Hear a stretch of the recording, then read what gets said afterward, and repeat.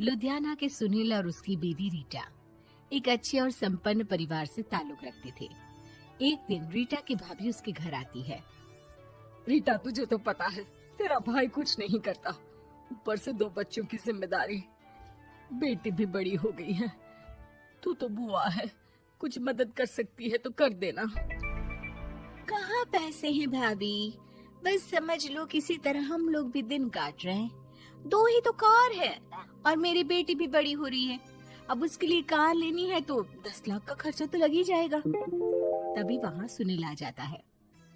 अरे शशि, क्या है, तू हमेशा पैसों के लिए परेशान क्यों रहती है?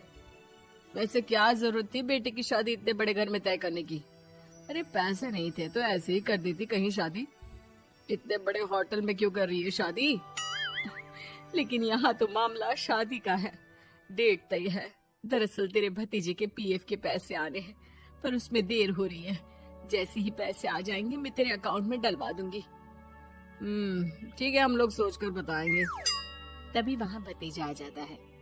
फूफा जी, आप लोग ही मदद कर सकते हैं, वरना तो कैसे काम होगा समझ में ही नहीं आ रहा। मैं वादा करता हूँ जैसे ही पैसे आ जाएंगे मैं आप लोगों को वापस कर दूंगा। हाँ भाई, ठीक है। अब देख भाई, हमारे लड़के तो सारा दिन घर पर पड़े रहते हैं, ना कमाते हैं ना कुछ कमाने की इच्छा रखते हैं। लेकिन चल, ये ले, कितने पैसे चाहिए? जी 4 लाख रुपए। ठीक है, लेकिन पैसे ध्यान से वक्त पर वापस लौटा देना। सुनील मुसीबत के वक्त बीवी के भतीजे की मदद तो कर देता है, लेकिन उन लोगों के जाने के बाद देख ले रीटा, तेरे मायके वालों ने मांगा तो दे दिया, वरना इन लोगों का मुझे कोई भरोसा नहीं है। अरे क्यों भरोसा नहीं है? इससे पहले तो कभी इन लोगों ने आपसे मदद भी नहीं ली। हाँ, ली तो नहीं, लेकिन पैसे की किल्लत ही रहती है ना इन लोगों के पास। अरे ठीक है ना, नहीं लौटा पाए तो भतीजे के ससुराल से निकाल देंगे। सुना है बड़े घर में शादी हो रही है। सुनील और रीटा पैसे तो दे देते हैं, लेकिन अगले रोज ही। हाँ भाई साले साहब, क्या हाल है? ठीक हूँ जीजा जी। क्या बात है, सालों बाद आपका फोन, जरूर कोई बात होगी, बताइए ना। अरे वो तेरी बड़ी भाभी आई थी, बेटी की शादी कर रही है ना, तो पैसे लेने के लिए मैंने दे दिए 4 लाख। सोचा भाई किसी गरीब की बेटी की शादी हो रही है, पुण्य मिल जाएगा। अच्छा किया जीजा जी, उनका बेटा बहुत मेहनती है, जल्द ही लौटा भी देगा।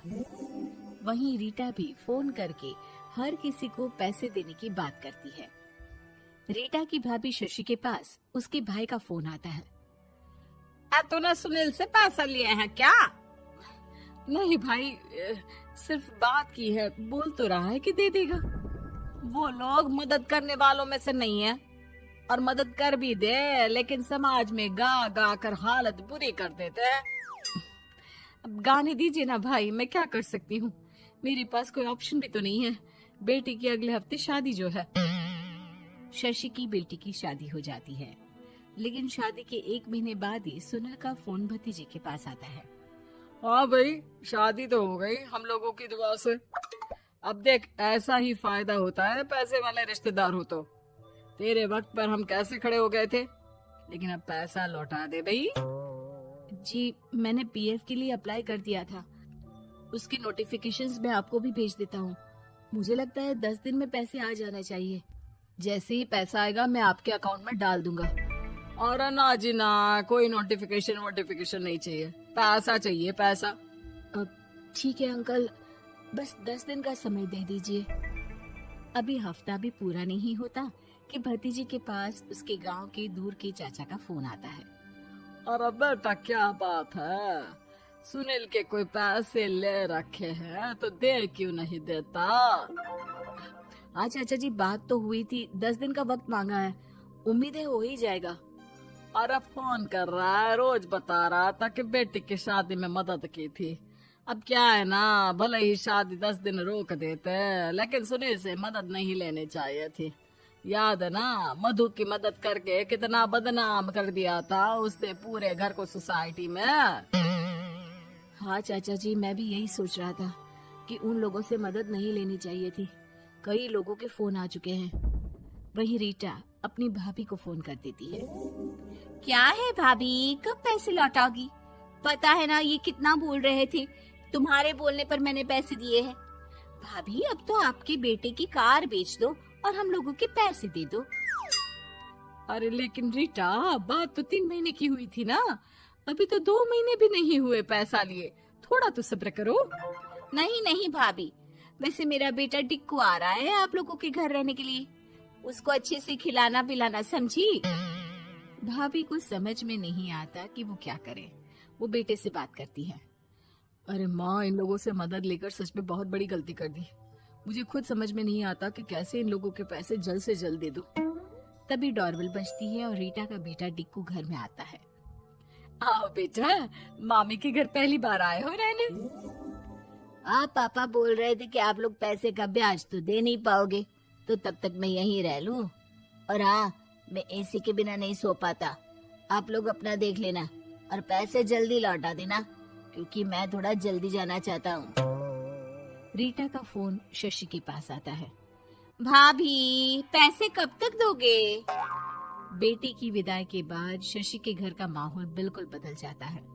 वो हर वक्त बेटे से उसके पीएफ के पैसे पूछती, और पीएफ यानी कि सरकारी काम। आजकल में पूरा 1 महीना और बीत जाता है। भाभी, मैं और ये अमेरिका जा रहे हैं, घूमने के लिए पैसों की बहुत जरूरत है। रीटा, मैं पूरी कोशिश कर रही हूँ कि जल्द से जल्द पैसे का इंतजाम कर दूं, लेकिन पक्का नहीं बोल सकती। तभी सुनील का फोन भतीजे के पास आता है। देख माना 3 महीने की बात हुई थी पैसे लौटाने के लिए, लेकिन अभी मुझे पैसों की काफी जरूरत है। मैं अमेरिका जा रहा हूँ, तो पैसे मैंने किसी से ब्याज में पकड़ लिए हैं। तू हर महीने 4 लाख का 20,000 ब्याज डाल देना मेरे अकाउंट में। सुनील फोन रख देता है, लेकिन भतीजा काफी परेशान हो जाता है।